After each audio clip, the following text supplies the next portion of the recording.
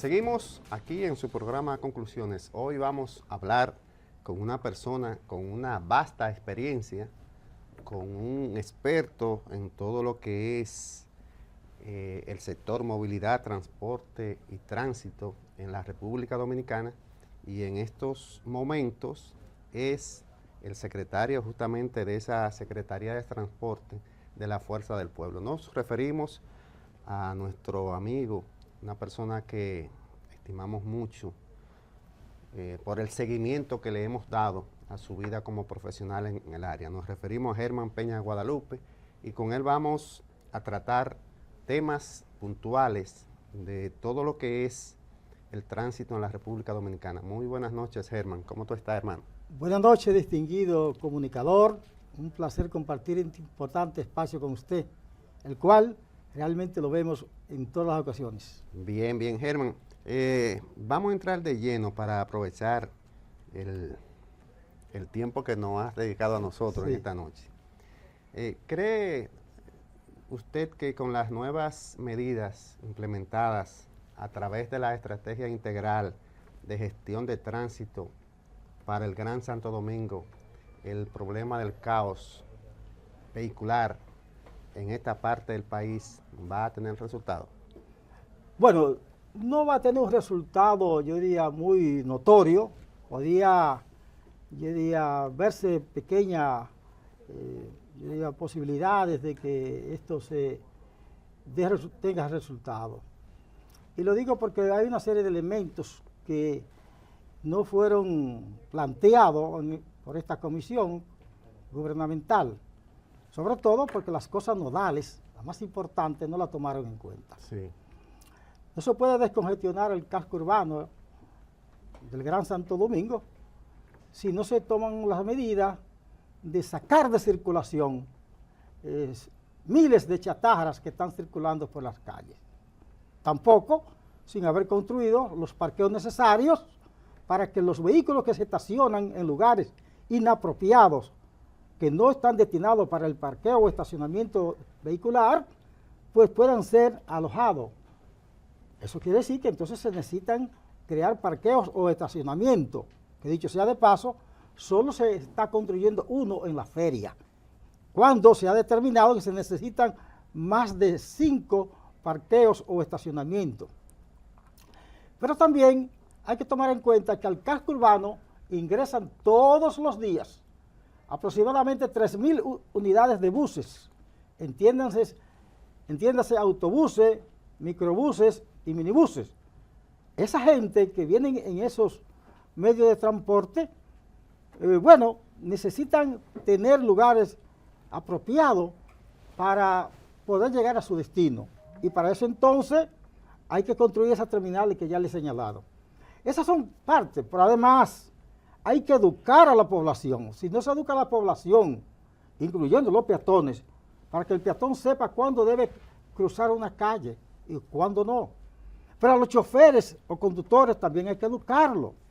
A los motoconchistas hay que educarlo. Y no se puede quedar sin darle una educación, yo diría, apropiada a los agentes que regulan el transporte y el tránsito en nuestra República Dominicana, como son la DGC.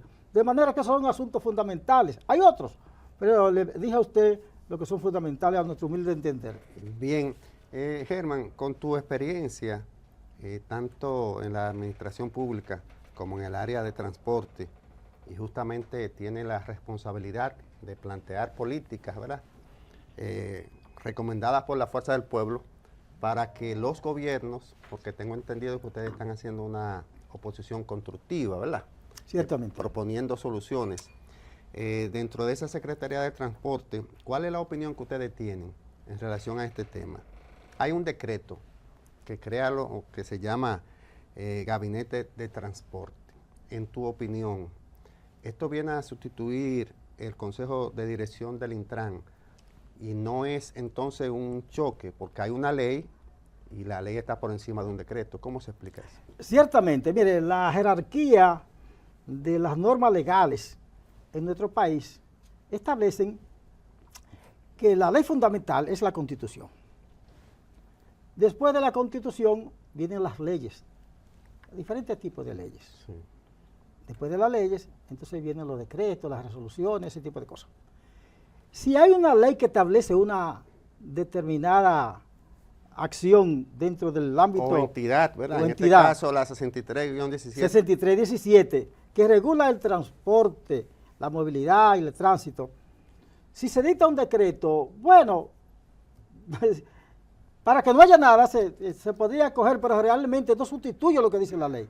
A propósito de eso... Pero vemos, escúchame, Germán, que el ministro José Ignacio Paliza tiene inclusive más preponderancia en cada una de las acciones que toma que el propio Milton Morrison, que es el director ejecutivo del Intran. Entonces, ¿qué se explica? Fíjese, en realidad la ley 63-17 establece que el Intran tiene por encima de él lo que se llama el CODINTRAN, que el es Consejo de Dirección. El Consejo de Dirección del Intran.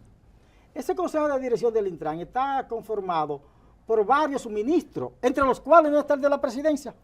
¿Y entonces por qué dirige el gabinete? Está encabezando, de acuerdo a esa ley, a ese decreto de la ley, el ministro de Obras Públicas. Naturalmente forman parte de él el de Salud Pública, el Interior de Policía, bueno, el mismo varios ministerios. De ellos el mismo director del Intran, sí, que funge como secretario de ese Consejo de Dirección del Intran, que participa en las reuniones pero sin votos. Ahora, ¿qué pasa? Que nuestro país tiene su forma de manejarse. El secretario de la presidencia es el hombre que está más cerca. Sí, en este caso el ministro. El ministro, sí. Ahora es ministro, después de la Constitución de 2010. Exactamente. El ministro es el hombre que está más cerca del presidente de la República. Y se cree que él tiene la categoría que tienen otros países, donde hay regímenes parlamentarios, donde el primer ministro está por encima de todo el mundo. Pero allí lo establece la Constitución de allí. Aquí sí, no. Aquí el ministro se respeta, pero en realidad no, legalmente no, la Constitución no lo dice así. Sí. No dice que está por encima de los demás ministros. En este caso sí se formó esa comisión que coordina o está dirigiendo el ministro Paliza. Más que una comisión, un gabinete. ¿Cuál es la connotación ahí? Bueno, los gabinetes, como para darle como más trascendencia. Los gabinetes no están establecidos en la Constitución. Pero dice gabinete de transporte. Ellos se identifican y los documentos y hay otros, sí, han creado otros, pero la Constitución no habla de gabinete. Okay. Habla de consejo, ese tipo de cosas. Bien, entonces este consejo, bueno, no sé, porque no ha salido público de que tuviera conocimiento de esas disposiciones que tomó esa comisión. Esa comisión ha evacuado 15 propuestas para resolver en parte los problemas de tránsito y algunas cosas de transporte. Sí. Pero a nuestro humilde entender y por análisis que hemos hecho en la Secretaría de Movilidad, Transporte y Tránsito que coordinamos en la Fuerza del Pueblo, no van a tener resultados. No van a tener resultados porque las disposiciones que ha tomado, las medidas, chocan con la propia ley 63-17. Por ejemplo, ellos están hablando de que se prohíben los giros a la izquierda. Sí, que ya se están implementando. Bueno, ellos comenzaron, sí, efectivamente no lo han hecho, no han estado ejecutando. Ellos están en una fase de experimental. Sí, pero es un plan piloto, pero ya hay varias calles que ya... Bueno, y hay una disposición se va a ejecutar. Y yo pienso que lo van a ejecutar, aún sea chocante con la ley 63-17, lo van a hacer. Pero en realidad, esa gente que puede ser afectado por una, yo diría, fiscalización que haga un agente de la DGC y que le ponga la llamada multa, esa multa queda invalidada cuando ese ciudadano se presente ante un juez, ante el juez de tránsito en este caso, sí, y le diga, mire, yo quiero que usted me diga qué está por encima. Si esta ley, la ley 63-17, que dice que se puede girar a la izquierda, o el interés de un agente policial en poner una multa. O un consejo, un gabinete creado prácticamente de manera artificial, claro, porque un decreto no puede sustituir el juez necesariamente va a decir que no tiene, ese señor no tiene que pagar ninguna multa, queda extinguida esa multa, porque es ilegal, ¿me entiendes?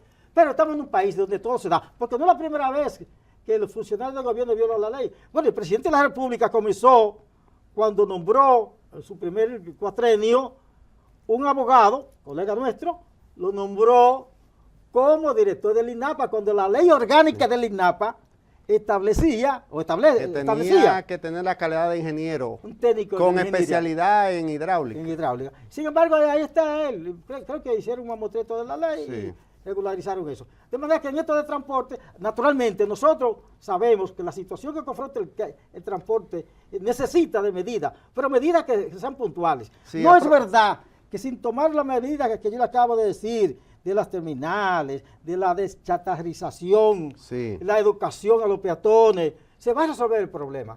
Podía, yo diría, verse como un empeño, pero un empeño fallido de parte del gobierno. Germán, justamente a propósito, ya tú concluyendo esa parte, decías que ya la Fuerza del Pueblo había sugerido, ¿verdad?, lo que tú habías expresado. Pero en este caso, la pregunta es directa.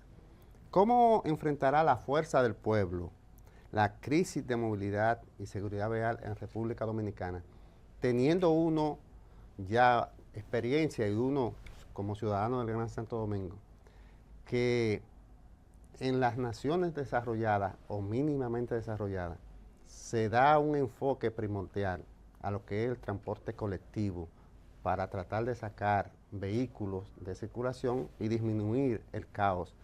¿Cuáles son las medidas que ustedes en la Secretaría de Transporte, de llegar al gobierno en las próximas elecciones, hace falta unos cuantos años, implementarían para resolver la crisis de movilidad y tránsito en la República Dominicana? Bueno, ciertamente, la actividad de transporte es una actividad que todo gobierno tiene que tomar en cuenta. Uno, la han tomado más en cuenta que otro. En el caso de Leonel Fernández, puede decirse que es el padre del transporte entre las repúblicas. Masivo, de transporte. De transporte en sentido general. Okay. ¿Por qué? Porque Leonel trajo aquí, cuando se formó la ONSA, compró 600 unidades, autobuses, al gobierno, a la República, a un funcionario, perdón, a empresario de una empresa internacional. La colocó en el mercado y sí, comenzaron a trabajar. Radicada en Brasil. Pero después compró vehículos para el sector turístico y después compró también vehículos, en este caso 1000 unidades, para el taxismo, sí, para mejorar el taxismo. Sí, unidades de taxis. De taxis. Y así ha venido, bueno, construyó puentes elevados, túneles y toda esa cosa. Sí. Pero bien, y entonces, esa mega obra que quizás tú por humildad no has querido mencionar, que es el inicio de la modernidad a través del metro de Santo Domingo, claro que sí. Que todos los otros presidentes, de manera lógica, sí, una continuidad de Estado como debe de ser, han tratado de ampliar. Sí, ahí voy a explicarle. Mire, y el transporte masivo, que es vital, quien lo ha, yo diría, enarbolado es el presidente Leonel.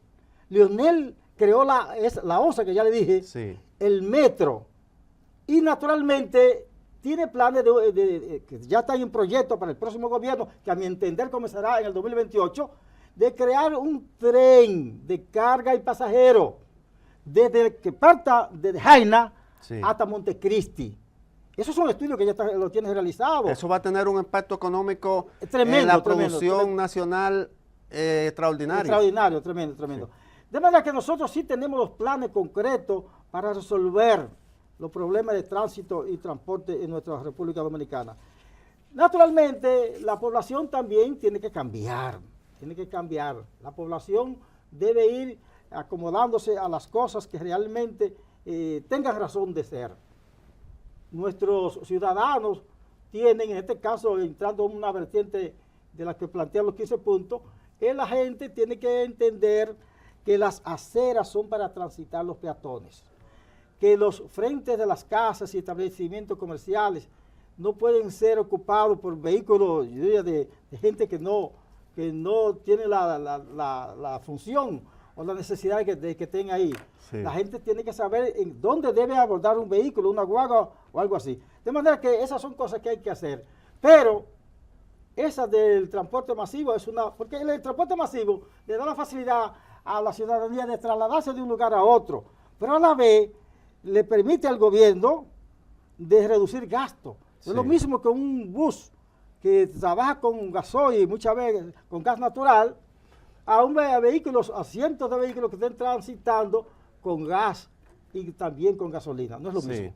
pero además, cuando usted observa un autobús de 60 pasajeros que hay confortables, inclusive ya circulando en los llamados corredores, usted saca de circulación docenas de vehículos, en este caso en muy mal estado, y que contaminan el medio ambiente. Yo Claro. creo que eso es fundamental. Sí, porque esos vehículos ya destartalados. Sí. Porque fíjense, la ley 6317 establece el tiempo de duración de servicio que debe tener cada vehículo, comenzando en 15 años, Sí. 20, 25 y 30, que son los autobuses, que son los que más tiempo tienen de duración, que Sí. son 30 años. Esos vehículos ya a medida que van ya perdiendo su capacidad, van expandiendo gases nocivos para la población. Contaminación. Contaminación. Entonces eso es una de las cosas que realmente hay que tratar de erradicarla o controlarla lo más que se pueda. Porque el medio ambiente nuestro, del mundo entero, está siendo afectado por cosas dañinas que cada día van en detrimento de los seres humanos. Bien, Germán, con la anuencia tuya y el permiso de los amigos televidentes, vamos a una pequeña pausa comercial.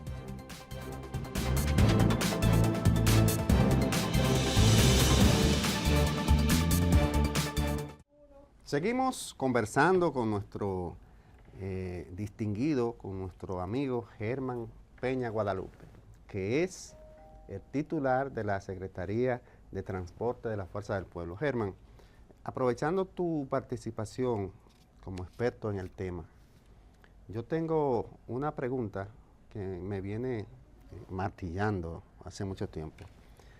El gobierno, con todo el poder que tiene, ¿verdad?, tanto logístico, económico, en todo lo que es la dinámica de tener el poder en la mano, ¿verdad?, valga la redundancia, no ha implementado un programa de sacar de circulación las más de 60,000 chatarras. Según los estudios que tú manejas, son mucho más de ahí.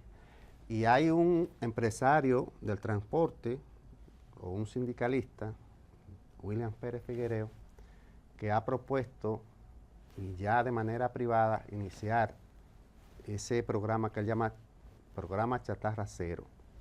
¿Cuál es el impacto que tendría si el gobierno decide acompañar a este empresario del transporte, William Pérez Figuereo, y cuál sería el beneficio que obtiene la sociedad de implementarse ese programa, de sacar las chatarras que están en aceras, calles y contenes, pero además circulando? Muy bien, antes de contestar directamente su pregunta, debo reconocer que el señor William Pérez Figuereo es un luchador en el área de transporte de hace años. Yo recuerdo que siempre estuvo acompañando a su hermano, Ramón Pérez Figuereo, en la visita que nos hacían con cierta frecuencia a la oficina que nosotros dirigíamos, la OTT. Sí. Y he visto también que él ha llevado propuestas muy importantes, yo diría, para que el gobierno central haga eco de eso, pero lamentablemente ha nadado en el desierto. Recuerdo el plan de transporte escolar, que nosotros mientras tuvimos la OTT quisimos iniciarlo y hicimos los contactos, pero no fue posible. Que para ser justo, Germán, ese sindicalista, William Pérez Figuereo, fue quien propuso desde el expresidente Danilo Medina, que no le hizo caso, hasta presentarlo al presidente Luis Abinader, quien lo implementó en el año 2022 de manera oficial, que eso es otro logro, pero aquí el que hace y pone iniciativa prácticamente se margina y entonces vienen los grandes intereses, lo arropan. Ese que voy, le digo que desde que estábamos en la OTT, nosotros quisimos iniciar esto con el sector de... ¿Desde ese año, de ese sí, tiempo? Claro, con el sector privado. Inclusive introdujimos algunas modificaciones, pues, le pusimos sticker a los vehículos que se dedicaban a ese tipo de cosas, hicimos una inspección de sus unidades y también exigíamos que tuvieran una serie de elementos legales para ser acreditados como transportista escolar. Pero William fue que le dio, yo diría, la fuerza necesaria para que eso fuera, si se quiere, acogido por funcionarios de gobierno, tanto el gobierno de Danilo como el actual. Pero hemos visto que finalmente eso se instituyó, se estableció, pero pasó a mano del sector oficial. Y en ese sector oficial, los que se han sido beneficiados... Y parte del sector privado, pero no han tocado la puerta de William. El sector oficial de la CNTU. El sector oficial es el que maneja esto. Ahora, ¿qué ha hecho el sector oficial? Aún estando dirigido esta institución, que es una institución... es una dependencia del ministerio. Sí, pero es una institución. Realmente está dirigida por una persona que tiene, yo diría, buen aval, el ingeniero Onésimo González, pero parece que los asuntos políticos, como él responde a un partido político, le ha dado más participación a sus conmilitones, a gente de su partido, sí, que a otros emprendedores y a otros empresarios de transporte, como el caso de William Pérez Figueiredo. Después de esto, observe que William llevó a cabo este asunto de la deschatarrización, sí, que es muy importante. Que ya cumplió justamente el día 23, 6 meses. La ley 6317 señala que el gobierno central y los ayuntamientos tienen que tomar medidas cada año para ir sacando, sí, de circulación la chatarra que por una u otra razón no califiquen en la inspección técnico vehicular. Renovación vehicular, ¿verdad? No, inspección técnica vehicular. Sí. Ese es, yo diría, el programa que debe sacar de circulación todos esos vehículos. Pero eso justamente, Germán, tú parece que tienes clarividencia, yo lo tengo aquí. Muy bien. Que la exclusión de la inspección técnico vehicular en las últimas medidas anunciadas por el Gabinete de Transporte, eso es una falencia que justamente explica lo que tú estás diciendo. No se ha tomado eso en cuenta. Pero es una falencia, la ley lo establece y todos los transportistas entienden que es una necesidad hacerlo. Ahora, ¿qué resulta? Para eso se constituyó una comisión para elaborar un fideicomiso en el área de transporte. Sí. Y también para hacer la fiscalización. Hay unas empresas que se atribuye eso, que fue la pionera en llevar esto a gobierno. Y es mentira. La ley 6317 establece la inspección técnica vehicular, si mal no recuerdo, en el artículo 356. De manera que esta empresa que se llama ITEVE, sí, regenteada por un señor apellido Castillo Holkin, sí, han enarbolado esa tarea para que se le dé la concepción de llevar a cabo ese asunto. Y parece que ha entrado en contradicción con algunos funcionarios de gobierno, sí, porque esa actividad va a dejar, yo diría, miles de millones de pesos. Sí. Y entonces parece que hay un choque de intereses. Y por eso entonces está siendo afectada la población porque no le sacan la unidad destartalada. Hay rutas, tanto del interior, o sea, interurbana y urbana, que da penas, están ya saturadas de vehículos en mala circulación. Y como no se aplica la inspección técnica vecular, sí, están circulando ¿Desde ahí. qué año, Naturalmente, ¿desde qué año no se aplica, Germán? No, porque aquí lo que se aplicaba era la revista, la llamada revista. Sí, pero que eso es, por ejemplo, un paciente que tenga un cáncer y entonces usted le va a cortar esas uñas que la tiene mala. Exactamente. Lo que pasa es que, mire, la inspección técnica vehicular no solamente es sacar vehículos de circulación, porque usted decía hace un rato, si en una ruta hay una unidad que transporta 60 pasajeros y usted puede sacar 5 vehículos de eso, pero entonces, ¿qué vamos a hacer con los choferes que manejan esos 5 vehículos? No lo podemos dejar. Son trabajadores de transporte, hay que buscar padres de familia. Sí. Y tiene ahora, yo diría, la desgracia, escúcheme el término, que tampoco tiene la caja de pensiones y jubilaciones, porque la ley 63 abolió la ley que había creado la caja de seguridad social de los choferes y conductores. De manera que abolieron eso que era efectivo, entonces crearon un organismo, ¿verdad?, artificial llamado Gabinete del Transporte. Pero lo han dejado desamparado, Ya el chofer que no ha logrado, yo diría, bueno, no va a lograr fortuna manejando un carro, eso no, pero estabilizar su vida, que no haya logrado, ya no la vas a lograr porque no tiene una institución que les respalde cuando ya no tenga fuerza para trabajar. De manera que esas son de las cosas que hay que llevar a cabo. Esa inspección técnica vehicular es una necesidad. Deschatarrizar es una necesidad. Y nosotros entendemos que entonces el gobierno, en vez de estar dando pasos ciegos, debe hacer la cosa concreta, ajustarse a lo que dice la ley 6317. Si lo hace el gobierno, todos esos problemas de tránsito y de transporte van a ser reducidos en un 90%. Así es. Germán, en otro aspecto, hay algo que llama mucho la atención y los especialistas mencionan el llamado régimen de consecuencias para las infracciones, que no es efectivo, que los conductores acumulan muchísimas multas en ocasiones. Cuando pasa un año ya eso deja de tener efectividad. La ley también protege prácticamente al conductor, que si usted mata a 5 o 6 personas, usted no dura ni siquiera 48 horas preso, porque la ley lo protege. El régimen de consecuencias en República Dominicana en relación a lo que es la seguridad vial en República Dominicana, ¿cómo usted lo considera? Mire, yo debo decir algo en términos personales. Yo tengo 38 años ejerciendo la abogacía. El derecho, sí. El derecho. Mis primeros 15 o 20 años estuvieron, yo diría, dedicados a trabajar la ley 241. Que fue la que sustituyó la 6317.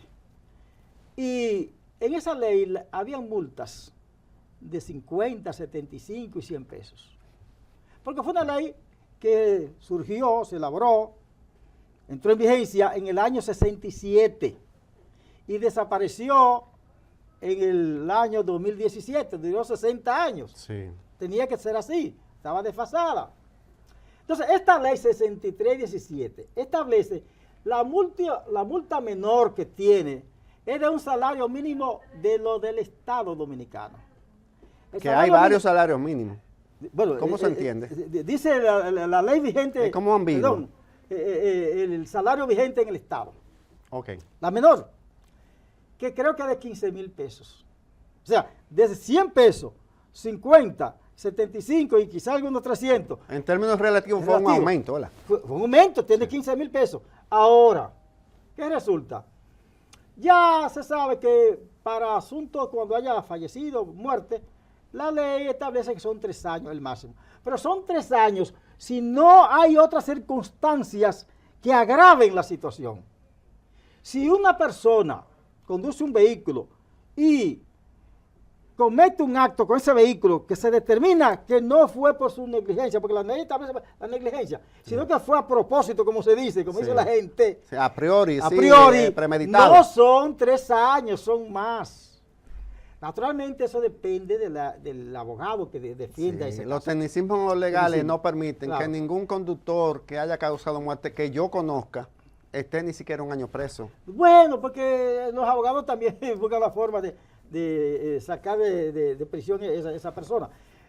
Y siguiendo con el asunto de la ley establece multas que en este caso, como la ponen medalaganariamente, suma muchos muchos millones de pesos. Sí. Pero la ley también... Que va a la Procuraduría en un gran porcentaje.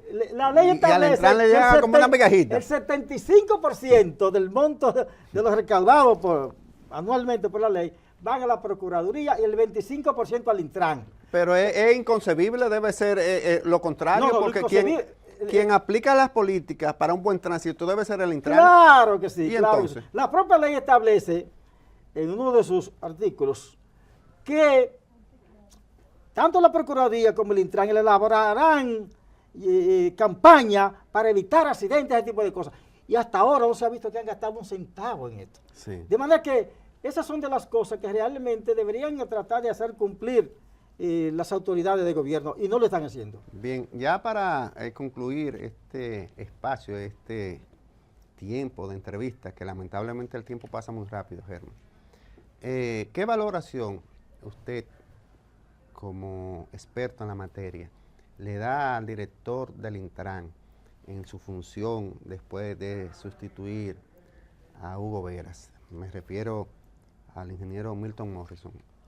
¿Qué valoración usted le da al trabajo que ha hecho? El presidente Abinader ha nombrado 3 directores en esa institución en sus 5 años y algo más que tiene. ¿Cuáles son esos? Bueno, el primero... Rafael Arias, ¿verdad? No, el primero fue el Goico, Veras Goico. Arias fue en el primer gobierno, creo. Veras Goico fue el primero. Veras Goico sustituyó a la señora Francesca de los Santos. Luego viene el señor Arias. Lo primero es que el señor Goico no tenía conocimiento de transporte ni de tránsito. Él sabe un poco de movilidad, del asunto de automovilismo, que es diferente a transporte. Sí. El señor Arias sí tenía cierto conocimiento, porque siempre fue una de las manos derechas de Antonio Marte, ligado al transporte masivo, el transporte de buses, hay que reconocerlo. Y Morrison viene del sector eléctrico. Y todos sabemos los resultados que tuvo en el sector eléctrico. No fueron los más deseados. Tuvo confrontaciones con usuarios, confrontaciones con funcionarios ligados al sector eléctrico. Y ahora, aunque está acompañado de técnicos calificados, sí, yo reconozco algunos de ellos que son calificados, porque los conozco desde hace mucho tiempo, que han estado ligados al transporte, pero ha tomado muchas medidas desacertadas. Quizás porque él no se lleva de los técnicos que lo asesoran, pero hasta ahora no ha dado pie con bola, como dice el pueblo. Yo por eso entiendo que las medidas que él está tratando de implementar no van a dar resultados. Y ojalá nosotros quisiéramos, como fuerza del pueblo y como a título personal también, que den resultados, porque eso va en beneficio de la población. Bien, Germán, estamos muy agradecidos que hayas aceptado esta invitación a nuestro programa. A partir de ahora, las puertas del mismo están disponibles cada vez que tú tengas una información que dar a la población. A ustedes, amigos televidentes, gracias por permanecer aquí con nosotros esta hora en su programa Conclusiones. Wency Wilkinson, nuestro compañero de labores, está en una asignación especial. Pasen todos buenas noches. Muchas gracias.